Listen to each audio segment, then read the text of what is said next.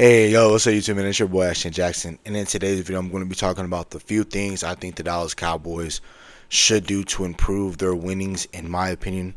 I have them right now currently with what the schedule was last week. Check out my last video. You guys will see the prediction I made for them. I have them as a 9 to a 10 win team, and I explained that in my last video.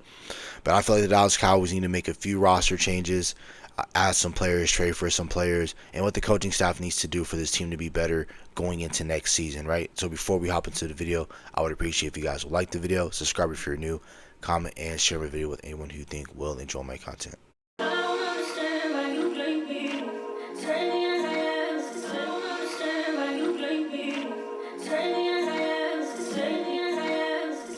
And when I mean by next season, I'm talking about the upcoming season that's coming up in the fall, right? So the number one thing that I'm looking for in the coaching staff and what I want us doing when we play preseason football come August is I need our team and I need our starters to play the preseason.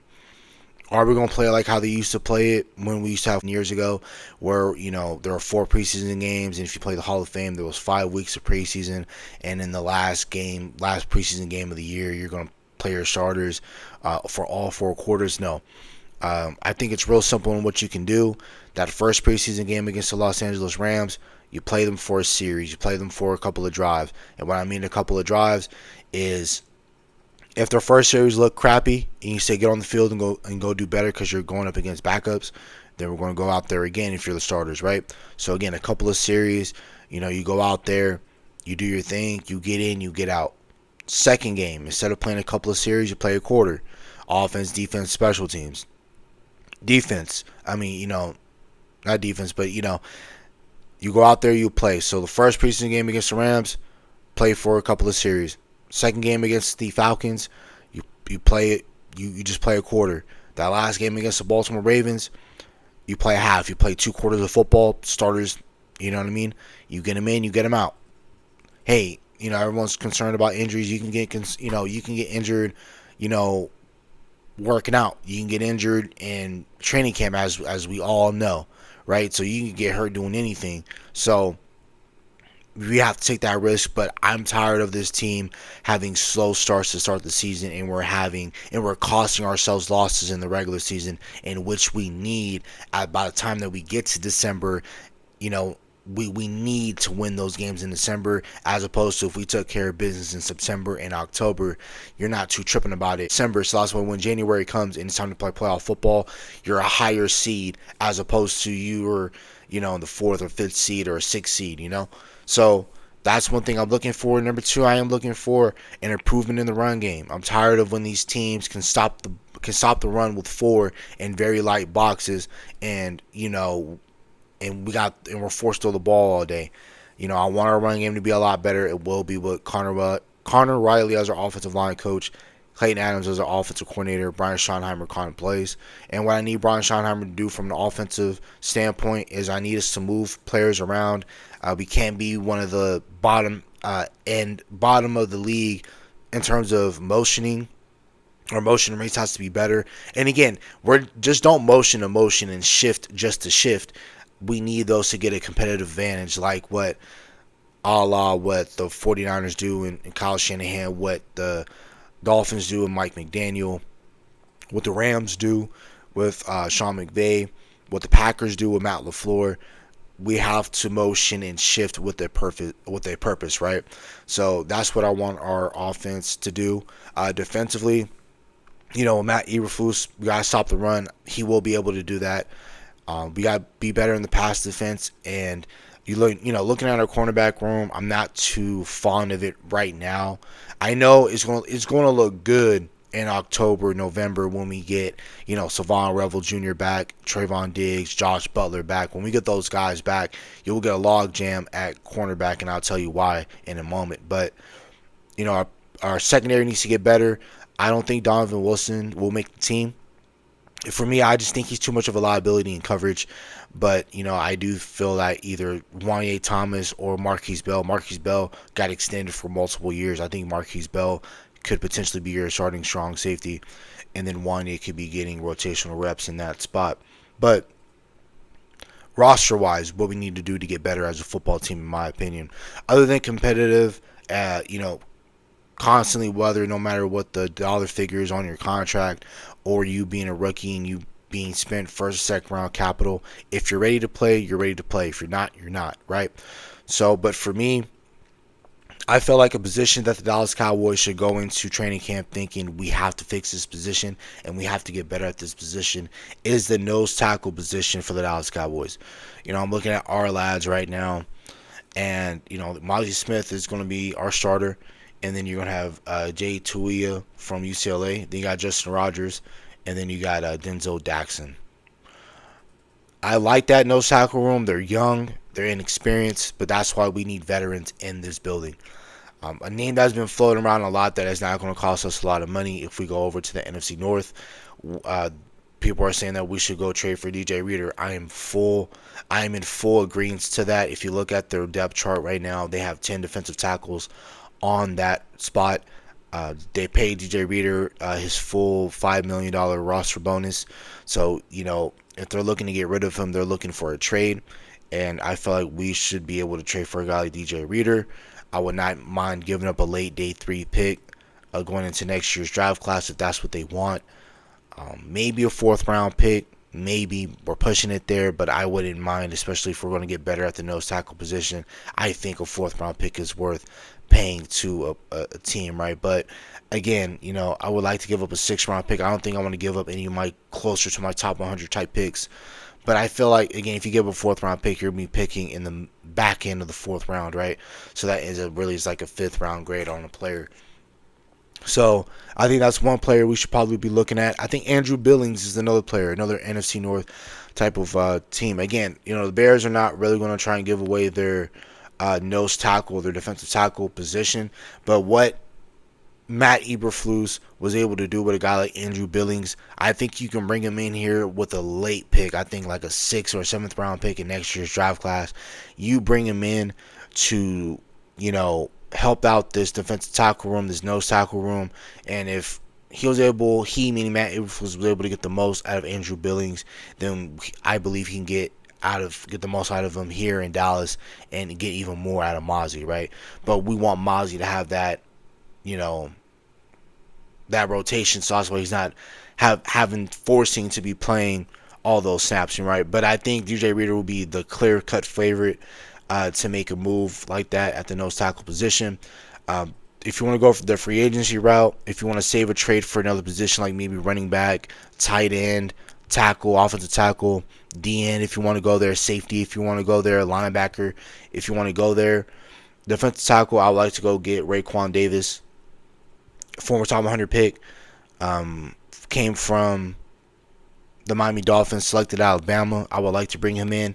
Linval Joseph as a defensive tackle, nose tech depth piece, wasn't terrible last year. He wasn't the best. He wasn't what he used to be like in Minnesota, but him bringing him back, I would not hate that at all. I would say bring back Jordan Phillips, but we already talked about that before. That's pretty much it when it comes to the defensive tackle room. The next room that I'm not super confident in is, you can say, running back. I like Javonte Williams. He's solid, but I feel like the Dallas Cowboys can get a lot better at the running back room in my position, in my opinion, but I think they can get better at the running back position. For me, I think a player, we've all been talking about Nick Chubb. I've been making videos about him. I put him in a couple of my thumbnails. I talk about Nick Chubb a lot on this channel, and I know Boss Cowboy Sports done a lot of great talk about him. Been watching his live streams a lot, so watching him, and his name has been brought up. He's 29 years old. He's had to deal with a bevy of injuries. I would love to bring him in. He's 29 years old. As regular human life, he's young, but as a running back in the league, he is a bit older, but that's fine in my opinion. I think we need that type of veteran presence in here, and that somebody, not only is it a veteran presence, but somebody that can come in and somebody that can add something to your roster. I think Nick Chubb still has a little tread left on the tires. I feel like he has another 2 to 3 years that he can play at a solid enough level to give him a contract, and plus his market value is only $3.5 million, or $3.3 million is his market value. You can get him around vet minimum. His contract won't mean much to your cap hit, and you'll be fine. I think another running back I would love the Dallas Cowboys to sign is J.K. Dobbins. I think J.K. Dobbins is a running back that had a hell of a year last year for the Los Angeles Chargers. His market value is $4 million, and I feel like if you can bring him in here closer, same thing around that vet minimum type of deal, you bring him in low risk, high reward. I think J.K. Dobbins for me can be an all three down back for you. He can be a guy that can, you know, take it to the house if needed to. He can break for a long run. He'll get caught from behind. But I think J.K. Dobbins is a damn good back. Former top 100 pick, third round pick selected by the Baltimore Ravens out of Ohio State. I really like J.K. Dobbins, and for me, he's a baller in this league. I would love to bring him in and see what he can do for your roster. And again, and anybody that we're signing for right now, they're not going to be looking for a major trade. They're not. I mean, not major trade, but they're not looking for a major type of contract right now. Only because look how late it is. It's the middle of May. Soon enough it'll be Memorial Day. It'll be June 1st. People will be getting cut. But I think that's what the Dallas Cowboys, when June cuts, I think they're looking for that for the defensive tackle position or the running back position as well. Running back. If a running back I would love to trade for, honestly, in my opinion, would be a Breece Hall. I talked about that at Bevy. I would love the Dallas Cowboys to do that. I would love if the Dallas Cowboys can make a move for a guy like Keaton Mitchell from the Baltimore Ravens. I wouldn't hate that at all. I know Ravens fans probably won't like that, but that's something that I'm thinking about, right? I think another place that we can look at is the Jacksonville Jaguars with Travis Etienne. I think you can give up a later round pick to bring him in. You look at their depth chart. They got Tate Bigsby. They got Bashol Tootin. They got LaQuinton Allen, who I liked a lot out of Syracuse. And then, oh wow. And then you got the Tennessee Titans with Tajay Spears because they drafted Khalil Mullings. Okay, so I mean, I'm just looking at rosters right now in terms of live right now, looking at running back rooms.